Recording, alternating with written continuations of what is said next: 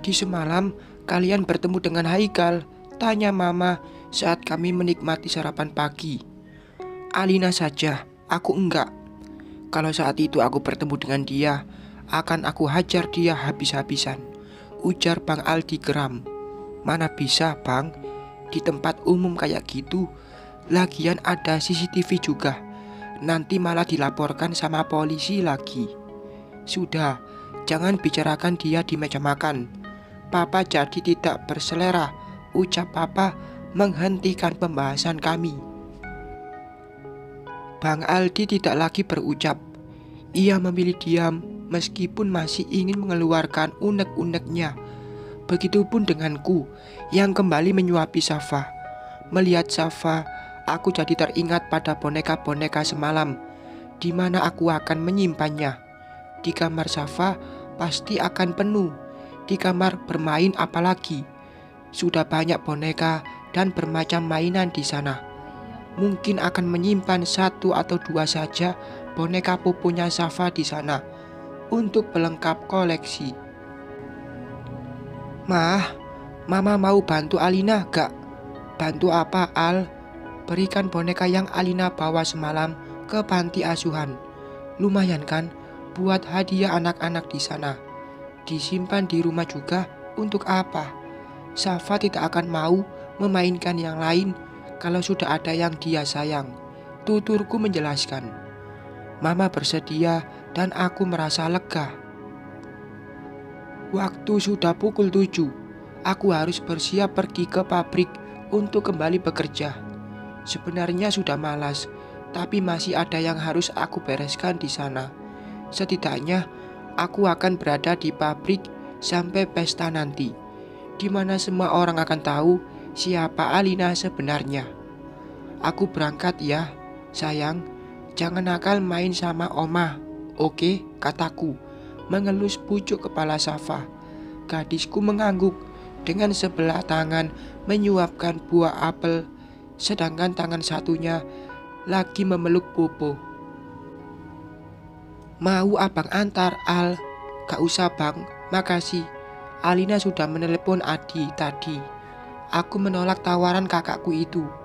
Bukan apa-apa, nanti bisa bahaya kalau Bang Aldi bertemu dengan Mas Haikal. Bisa terjadi pertikaian di sana. Aku keluar dari dalam rumah dan langsung masuk ke mobil yang sudah terparkir di halaman.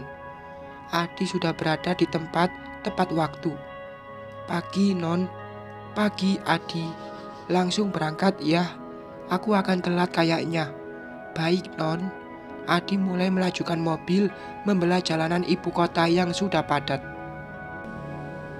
Tidak ada percakapan antara aku dan Adi hingga akhirnya aku mengingat sesuatu.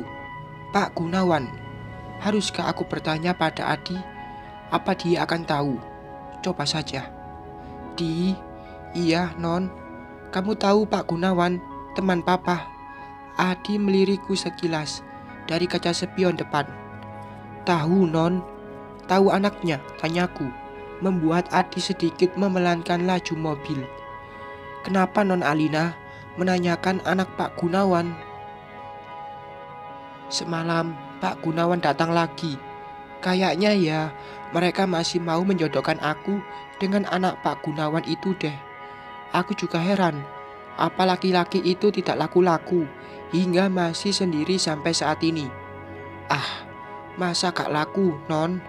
Anaknya Pak Gunawan ganteng loh. Ya, kamu pikir saja Di. Aku udah nikah 5 tahun yang lalu. Tapi itu cowok enggak nikah-nikah. Apa sebenarnya dia udah nikah? Tapi saat mendengar aku cerai, dia juga menceraikan istrinya. Wah, gak bener tuh laki, sarap. Adi tidak menjawab, dia malah terkekeh menutup mulutnya dengan punggung tangan. Aku bukan mengada-ngada, tapi menduga-duga. Umumnya orang yang ditolak, ditinggal nikah, pasti mencari kebahagiaan baru dengan orang yang baru. Tapi orang yang tidak aku tahu namanya itu seperti yang mati rasa. Apa jangan-jangan dia belok ya Di?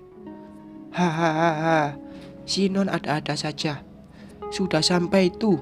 Mendingan kerja dulu. Untuk anak Pak Gunawan itu, biar saya yang cari tahu, ujar Adi membuatku mengedarkan pandangan. Benar saja, aku sudah ada di depan pabrik. Seperti dugaanku tadi, aku kesiangan. Semua orang sudah masuk, sementara aku masih berada di luar. Buru-buru aku turun dan mengetuk pintu gerbang. Dimarahi pasti, tapi harus tetap masuk. Jangan sampai bolos, apalagi hari ini akan ada undangan dari kantor pusat. Buruan masuk, mumpung belum mulai kerja, ujar Pak Satpam membuka pintu gerbang. Benarkah? Kenapa belum mulai? Tanyaku, lagi pada rapat di atas. Aku menganggukkan kepala, tanda mengerti. Kemudian masuk dan menghampiri mesin absensi.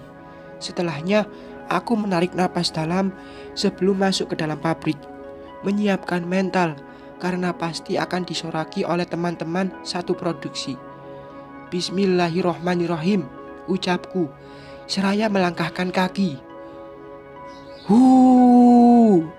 Sudah aku duga, pasti ini akan terjadi. Rasanya jarak dari grup A hingga G sangat jauh, saking malu dan gemetarnya kakiku. Beruntung tidak ada Amira di tempatnya. Sepertinya dia sedang ikut rapat di atas. Sebenarnya kehadiran dia tidak diperlukan, tapi karena Amira anak dari manajer produksi, pastilah keberadaan dia di ruang meeting tidak akan dipermasalahkan. Sudah merasa seperti pemilik pabrik dia. Kesiangan lu, tanya Nela saat aku baru saja sampai di meja tempatku bekerja. Dah tahu aku telat, masih ditanya. Untungnya doi lu lagi meeting, kalau kagak lu bakalan disemprot. Iya, aku baca status mantan yang marah-marah semalam loh. Ada apaan sih? Nela sampai duduk terbalik ke arahku yang berada di belakang dia demi untuk mencari informasi. Nanti saja aku ceritakan. Emang tadi sampai rame? Beh, bukan rame lagi. Tuh nenek lampir sampai mencak-mencak berdiri di depan gerbang demi nungguin elu. Wah, perhatian banget ya dia. Dodol. Nela menonyor pelan keningku. Bukan perhatian, tapi udah kagak sabar pengen ngehajar elu. Lanjutnya lagi, membuatku terkikik. Setelah beberapa menit duduk, orang-orang produksi sudah kembali ke bawah. Para ketua grup atau line dari A sampai C berdiri berbaris di depan, seperti hendak upacara. Ada apakah dengan mereka? Mohon perhatiannya, teman-teman.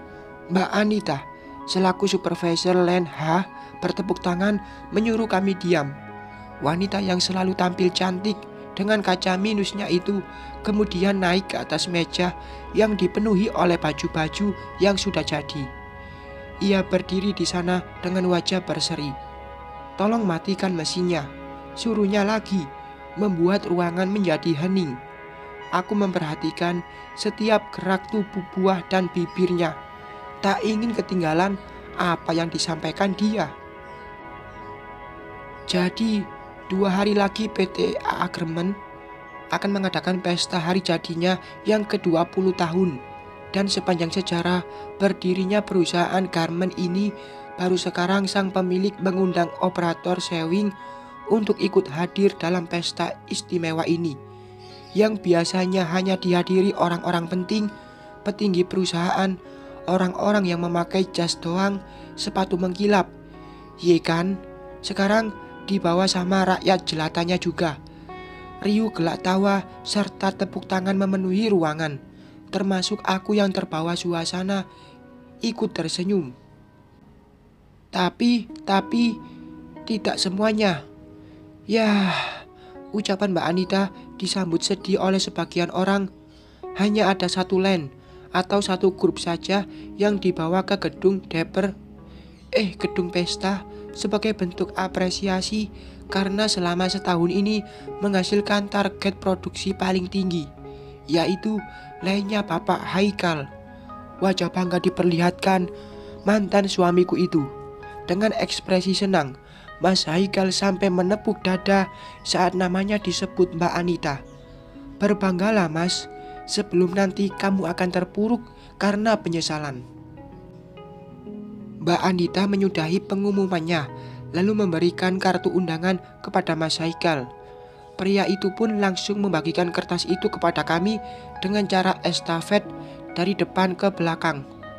Oh, AA itu singkatan dari nama anak si pemilik ternyata. Iya bener, Aldi dan Alina.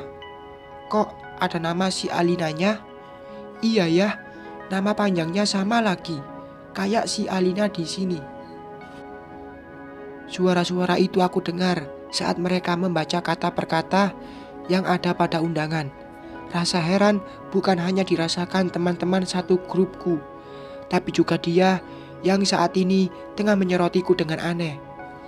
Lin, mantan memandangmu tuh, ujar Nela berbisik. Bilangin Ki, jangan melotot sekarang. Nanti akan ada yang lebih mengejutkan, ucapku. Seraya melipat undangan lalu menyimpannya dengan asal. Bersambung.